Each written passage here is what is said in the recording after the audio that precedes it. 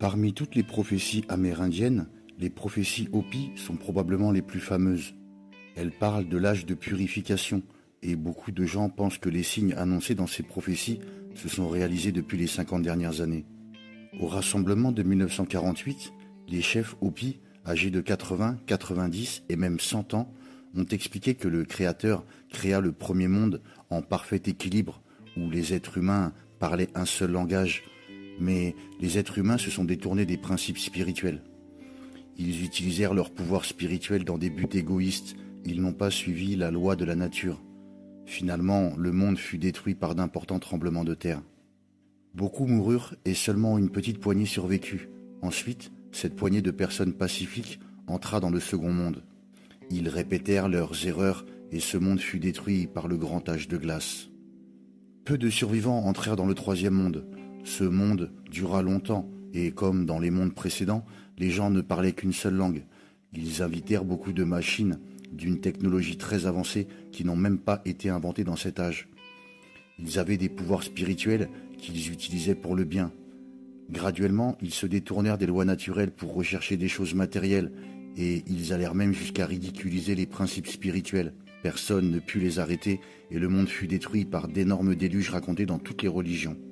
La prophétie Hopi extraordinaire qui suit fut publiée en 1959 pour la première fois. Elle a circulé dans plusieurs églises méthodistes et baptistes.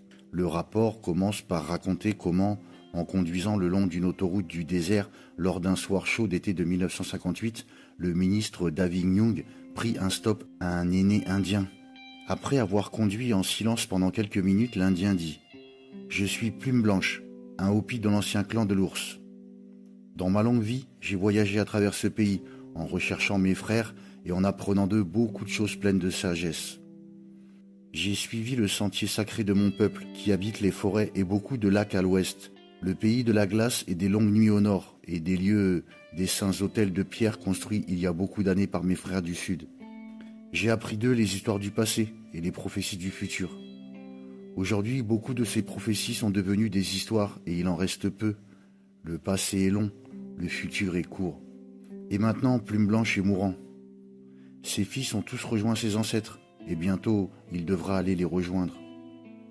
Il ne reste plus personne pour réciter et pour passer l'ancienne sagesse. Mon peuple est fatigué des traditions, les grandes cérémonies qui racontent notre origine et notre émergence dans le quatrième monde. Ils ont oublié et abandonné tout cela, mais même cela fut prophétisé, le temps est court. Mon peuple attend Bahana, le frère blanc perdu, comme tous nos frères dans ce pays. Il ne sera pas comme l'homme blanc que nous connaissons, cruel et avide. Nous étions au courant de leur venue il y a longtemps, mais cependant, nous attendons toujours Bahana. Il ramènera avec lui les symboles ainsi que la pièce manquante de cette tablette sacrée qui est gardée par les aînés et qui l'identifiera comme notre vrai frère blanc. Le quatrième monde va bientôt finir et le cinquième monde va commencer. Tous les anciens de partout le savent. Les signes, pendant de nombreuses années, se sont accomplis. Il en reste peu. Voici le premier signe. Nous sommes au courant de la venue de l'homme à la peau blanche, comme Bahana, mais qui ne vivent pas comme Bahana. Des gens qui prennent la terre qui ne leur appartient pas. Des hommes qui frappent leur ennemi avec le tonnerre. Voici le second signe. Notre pays verra l'arrivée de roues remplies de voix. Dans sa jeunesse, mon père a vu cette prophétie s'accomplir de ses propres yeux. L'homme blanc a mené sa famille dans des wagons à travers les prairies. Voici le troisième signe. Une étrange bête comme un buffalo, mais avec de longues cornes parcourra le pays en large nombre. Cela, Plume Blanche l'a vu de ses propres yeux, l'arrivée du bétail des hommes blancs. Voici le quatrième signe. Le pays sera traversé par des serpents de fer. Voici le cinquième signe. Le pays sera traversé par une géante toile d'araignée. Le cinquième signe est une image claire des lignes téléphoniques et de l'Internet. Voici le sixième signe. Le pays sera traversé par des rivières de pierre. Voici le septième signe. Vous entendrez que la mer deviendra noire et que beaucoup de choses vivantes mourront à cause de cela. Voici le huitième signe. Vous verrez beaucoup de jeunes qui portent leurs cheveux longs comme mon peuple venir et joindre les nations tribales pour apprendre leur voix et leur sagesse. Et voici le neuvième et dernier signe. Vous entendrez parler d'une habitation dans les cieux, au-dessus de la terre, qui tombera d'un grand crash. Elle apparaîtra comme une étoile bleue. Peu de temps après, les cérémonies de mon peuple cesseront. Le 9e signe était la station spatiale américaine Skylab qui tomba en 1979. Selon des témoins australiens, cela est apparu comme du bleu brûlant. Ce sont les signes qu'une grande destruction approche. Le monde se balancera ici et là. L'homme blanc se battra contre d'autres peuples dans d'autres pays, contre ceux qui possèdent la première lumière de sagesse. Il y aura beaucoup de colonnes de fumée et de feu comme celle que Plume Blanche a vu l'homme blanc faire dans le désert non loin d'ici. Mais celles à venir causeront des maladies et beaucoup de morts. Ceux qui resteront et vivront là où est mon peuple seront sauvés. Ensuite, il faudra beaucoup reconstruire. Ensuite, reviendra Bahana, qui amènera avec lui l'aube du 5e monde. Il plantera les graines de sa sagesse dans le cœur des hommes. Même maintenant, les graines commencent à être plantées. Elles ouvriront le chemin vers l'émergence du 5e monde. Mais Plume Blanche ne verra pas cela. Je suis mourant et vieux. Vous peut-être, vous le verrez, en son temps, en son temps. Le vieil Indien fut silencieux. Ils étaient arrivés à destination et le révérend David Young le laissa sortir de la voiture. Ils ne se rencontrèrent plus. Révérend Young mourut en 1976, donc il ne vécut pas pour voir cette remarquable prophétie se réaliser complètement. Il y eut le cycle du minéral, du rocher, il y eut le cycle de la plante, et maintenant nous sommes dans le cycle de l'animal qui arrive à sa fin, et nous allons commencer le cycle de l'être humain. Quand nous serons dans le cycle de l'être humain, les plus hauts et les plus grands pouvoirs que nous avons nous seront donnés. Ils nous viendront de la lumière ou l'âme que nous connectons à l'esprit. Maintenant, nous arrivons à la fin du cycle de l'animal, et nous nous sommes examinés et avons appris ce que c'est que d'être comme un animal sur cette terre. Au début de ce cycle du temps, il y a longtemps, le grand esprit est descendu.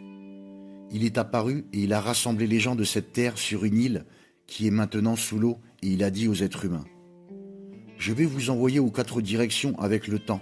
Je vais vous changer en 4 couleurs, mais je vais vous donner quelques enseignements et vous les appellerez les enseignements originaux. Et quand vous reviendrez ensemble, l'un avec l'autre, vous vous partagerez ces enseignements pour que vous puissiez cohabiter et avoir la paix sur la terre, et une grande civilisation viendra. Et il a dit : pendant le cycle du temps, je vais donner à chacun de vous 2 tablettes de pierre. Quand je vous donnerai ces tablettes de pierre, ne les lancez pas sur le sol. Si n'importe quel frère ou sœur des 4 directions et des 4 couleurs lance les tablettes sur le sol, non seulement les êtres humains auront les temps durs, mais la terre elle-même mourra presque. Ainsi, il a donné à chacun de nous une responsabilité que nous appelons la garde. Aux Indiens, les gens rouges, il a donné la garde de la terre. Nous allions apprendre pendant ce cycle du temps les enseignements de la terre, les plantes qui grandissent de la terre, les nourritures que l'on peut manger et les herbes qui guérissent, pour que, quand nous nous serons rassemblés avec les autres frères et sœurs, nous puissions partager cette connaissance avec eux. Quelque chose de bon allait arriver sur la terre. À l'ouest, il a donné la garde du vent à la race jaune. Il devait apprendre le ciel et la respiration et comment l'utiliser en nous-mêmes pour l'avancement spirituel. Il devait le partager avec nous à notre époque. Au sud, il a donné la garde de l'eau à la race noire. Il devait apprendre les enseignements de l'eau, qui est le chef des éléments, le plus humble et le plus puissant. Quand je suis allé à l'université de Washington, j'ai appris que c'était un noir qui a découvert le plasma du sang. Cela ne m'a pas étonné, puisque le sang est de l'eau, et les aînés m'ont dit que les noirs apporteraient les enseignements de l'eau. Au nord, il a donné la garde du feu à la race blanche. Si vous regardez au centre de beaucoup de choses qu'il fabrique, vous trouverez le feu. Les aînés disent qu'une ampoule légère est le feu de l'homme blanc.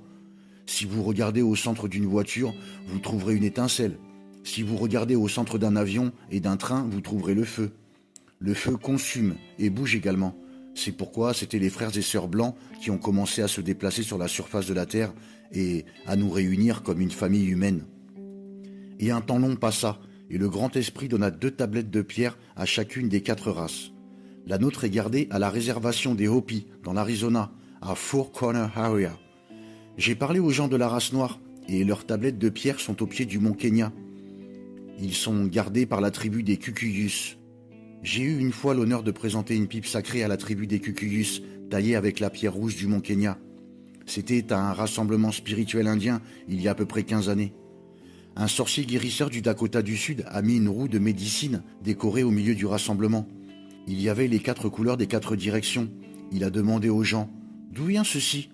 Et ils ont dit « Probablement de Montana ou du Dakota du Sud, peut-être de Saskatchewan. » Il a dit « Ceci vient du Kenya. Elle a toujours été décorée comme la nôtre, avec la même couleur.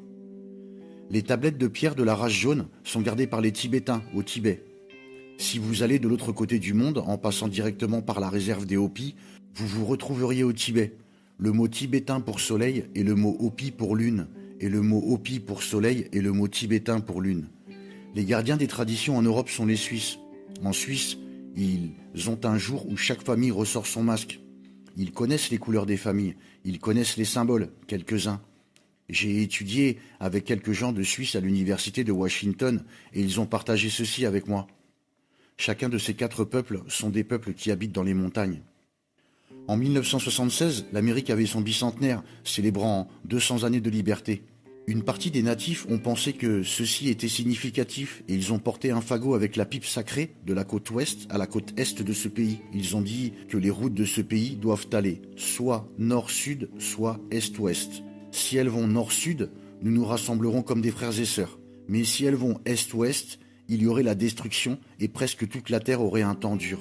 Donc vous tous savez que les routes vont est-ouest. Ils ont dit alors que des choses seraient perdues de l'est à l'ouest et du sud au nord, et qu'elles reviendraient encore de l'ouest à l'est et du nord au sud. Donc il y a 9 ans, en 1976, de l'ouest à la côte est de ce pays, de San Francisco à Washington DC, les gens ont porté un fagot avec la pipe sacrée, à la main, à pied. Ma tante avait rêvé, il y a 15 ans, que les gens qui ne les ont pas aimés lanceraient des rochers et des bouteilles à ce fagot pendant qu'ils seraient portés et traverseraient ce pays. Bien sûr, cela est arrivé. Mais comme le disait le rêve de ma tante, les rochers se sont approchés, et alors ils sont tombés, et rien ne l'a touché. Quand ils ont atteint le sommet des montagnes rocheuses, un orage dur éclata. Un homme âgé avec les cheveux blancs et longs dit « Je le porterai maintenant ». Il y avait une camionnette qui était à côté des gens qui marchaient. Il est sorti de la camionnette et a porté le fagot de pipe sacré à travers cet orage. Il avait si froid que quand il est rentré dans la camionnette que quelqu'un a touché ses cheveux, ils sont tombés. Ses cheveux étaient gelés.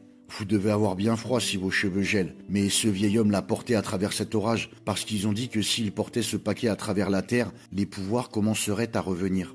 Ils ont dit qu'un feu spirituel serait allumé dans le nord et descendrait la côte nord-ouest de cette terre. Quand il arrivait au Puget Sound, il arrivait à l'intérieur du pays. Je pense personnellement que ceci, 9 années plus tard, est le rassemblement dans le nord. C'est pourquoi je suis venu ici. Nous avons la capacité de démarrer le feu spirituel maintenant, ici. Les vieux l'ont vu il y a longtemps et l'ont prédit, et je vais venir à cela. Donc, nous avons traversé ce cycle du temps, et chacune des 4 races est allée dans sa direction, et ils ont appris leurs enseignements.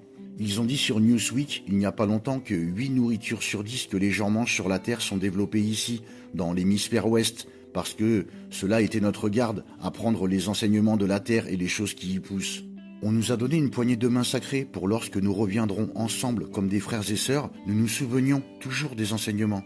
Il était indiqué sur les tablettes de pierre que les Hopis avaient que les premiers frères et les premières sœurs qui reviendraient à eux viendraient comme des tortues à travers la terre. Ils seraient des êtres humains, mais ils viendraient comme des tortues. Alors que le temps fut venu, les Hopis étaient à un village spécial pour accueillir les tortues qui traverseraient le pays, et ils se sont levés le matin et ont regardé vers le lever du soleil. Ils ont regardé à travers le désert et ils ont vu les conquistadors espagnols venir, couverts de leurs armures comme des tortues, à travers le pays. C'était eux les tortues. S'ils sont sortis vers l'homme espagnol et ils ont tendu la main espérant une poignée de main, mais l'homme espagnol a mis une babiole dans leurs mains. Et alors, le mot se diffusa à travers l'Amérique du Nord qu'il y allait avoir un temps dur, et que peut-être une partie des frères et sœurs avaient oublié le sacré de toute chose, et que tous les êtres humains allaient souffrir sur la terre à cause de cela. Donc les gens ont commencé à envoyer des gens dans les collines avec la mission d'essayer de trouver comment ils pourraient survivre. À ce moment-là, il y avait 100 000 villes dans la vallée du Mississippi seule, appelées la civilisation des collines. Les villes construites sur des grandes collines. Ces collines sont toujours là-bas. Si jamais vous sortez à Ohio ou la vallée de Mississippi, elles sont des attractions de touristes maintenant. Il y avait 100 000 villes de natifs et ils se demandaient comment ils pourraient survivre. Ils ont commencé à essayer d'apprendre à vivre hors de la terre parce qu'ils savaient qu'un temps dur allait venir. Ils ont commencé à envoyer des gens pour avoir des visions, pour voir comment est-ce que nous pourrions survivre cette fois. Des gens sont venus sur la côte est et ont traversé ce pays depuis l'est. Et il est dit dans les prophéties que nous devons essayer de rappeler à tous les gens qui viendraient ici le sacré de toutes choses. Si nous arrivions à faire cela, alors il y aurait la paix sur terre. Mais si nous n'arrivions pas à faire cela, quand les routes traversaient ce pays de l'est à l'ouest, et que les autres races et les autres couleurs de la terre marcheraient à travers cette terre, si à ce moment-là, nous ne nous sommes pas rassemblés comme une famille humaine, le grand esprit s'emparerait de la terre avec sa main et la secouerait. Et donc, si vous lisez les négociations du traité de Red Jacket des 6 nations sur la côte est de cette terre jusqu'à Chief Joseph et à Chief Seattle sur la côte ouest de cette terre, ils disent tous la même chose. Chief Joseph a dit « Je vous accorde le droit et j'espère que vous m'accorderez le droit d'habiter sur cette terre. » Toujours, nous avons essayé d'habiter ensemble, mais au lieu d'habiter ensemble, vous savez tous qu'il y avait la séparation. Il y avait la ségrégation. Ils ont séparé les races, ils ont séparé les Indiens et ils ont séparé les Noirs. Il n'y a pas longtemps, dans l'État de Washington, c'était illégal pour un Asiatique d'épouser une personne blanche. Il y avait la séparation. Lorsqu'ils sont allés sur la côte ouest de ce pays, les aînés qui étaient au courant de ces prophéties ont dit que les Blancs allaient construire un ruban noir et que sur ce ruban noir, un insecte bougerait. Et lorsque vous voyez cet insecte commencer à se déplacer sur la Terre, c'est le signe de la première secousse de la Terre. La première secousse serait si violente qu'elle secouerait cet insecte et le déplacerait hors de la terre et qu'il commencerait à se déplacer et voler dans l'air. Et à la fin de cette secousse, cet insecte serait dans l'air dans le monde entier. Derrière lui, il y aurait une trace de saleté et à la fin, le ciel entier, au-dessus de toute terre, deviendrait sale à cause de cette trace de saleté et cela amènerait beaucoup de maladies qui seront de plus en plus compliquées. Donc, l'insecte qui se déplace sur la terre, bien sûr, c'est facile à voir maintenant.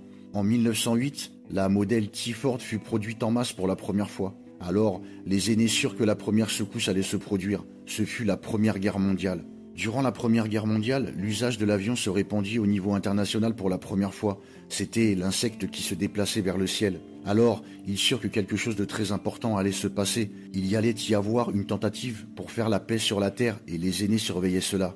Ils entendirent qu'il y allait avoir une société des nations à San Francisco. Donc, les aînés se rassemblèrent dans l'Arizona dans les années 1920 et ils écrirent à Woodrow Wilson. Ils demandèrent si le peuple indien pouvait être inclus dans la société des nations.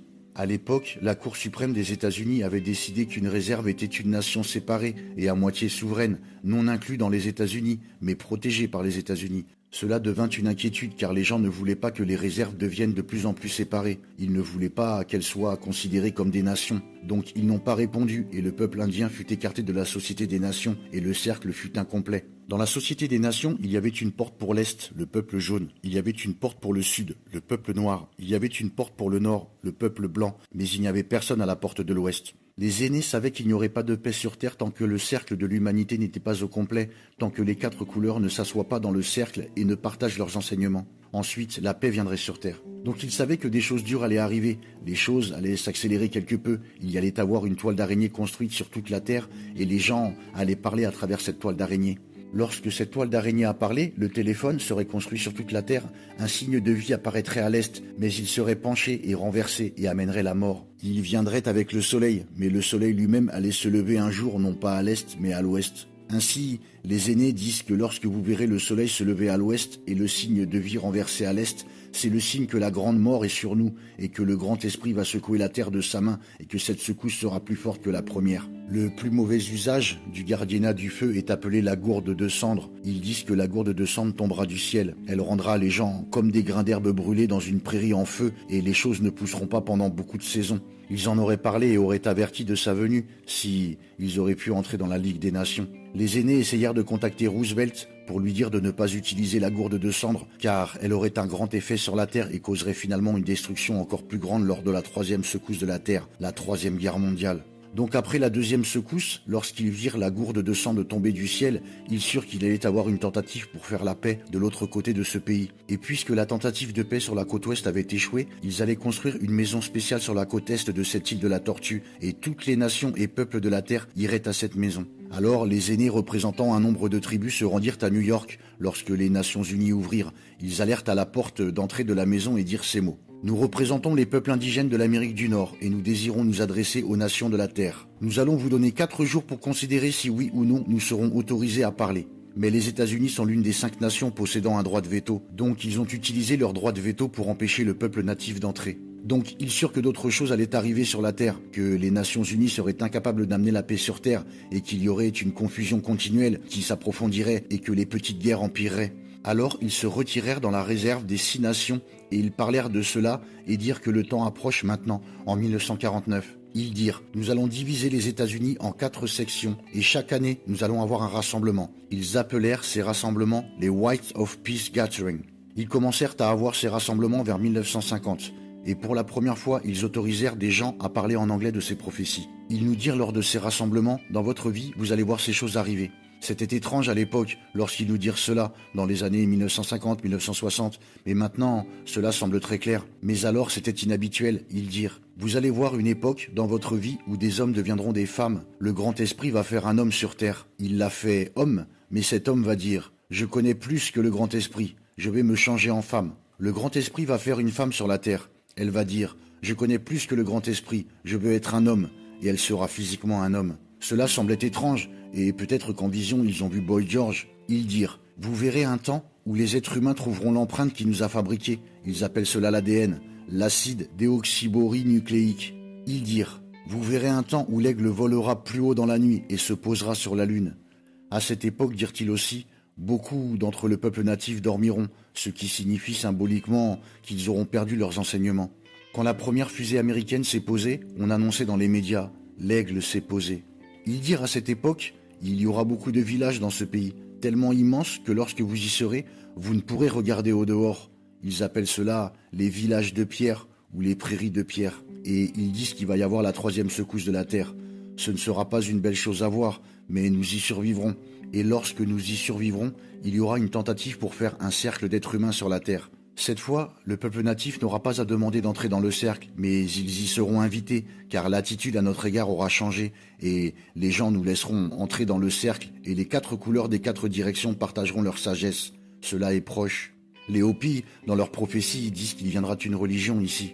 Il se peut qu'elle soit vraie et apporte l'unité, ou peut-être elle sera fausse et n'apportera pas l'unité. Si elle n'apporte pas l'unité, une seconde religion doit venir, et les gens de cette religion seront appelés en langage Hopi Bahani, le peuple de Baha. Ni signifie peuple de, donc je cherchais qui était ce peuple de Baha. J'étais têtu et ne voulais pas devenir Baha'i. Mais mon grand-père qui est passé de l'autre côté a dû trouver cela dans notre royaume, car il est venu à moi 4 fois pour me dire « Hé, regarde ça encore une fois ». Baha signifie lumière ou gloire. Baha'i signifie celui qui suit la lumière. Nous avons attendu ces gens longtemps. Ils disent qu'ils apportent un enseignement qui unira la terre, donc nous devons partager cet enseignement. Le Bahana, selon les Navarros, les chants disent qu'il y a 2 signes du nouvel esprit et que les gens doivent rechercher. Le premier signe est l'étoile à 9 branches qui vient de l'Est. L'étoile à 9 branches est le symbole de la foi Baha'i. Il représente l'unité. L'autre signe est qu'il y aura un grand chef à l'Est, portant un chapeau à 12 plumes, signifiant 12 grands principes qu'il emmènera à l'humanité. 1. Unité de Dieu et de ses prophètes. 2. Unité du genre humain. 3. Recherche personnelle et indépendante de la vérité. 4. Religion, cause de l'union des peuples. 5. Accord de la religion avec la science et la raison. 6. Abandon des préjugés de toutes sortes. 7. Éducation universelle et obligatoire. 8. Égalité de l'homme et de la femme. 9. Langage auxiliaire universel. 10. Solution spirituelle des problèmes économiques. 11. Tribunal international. 12. Paix universelle.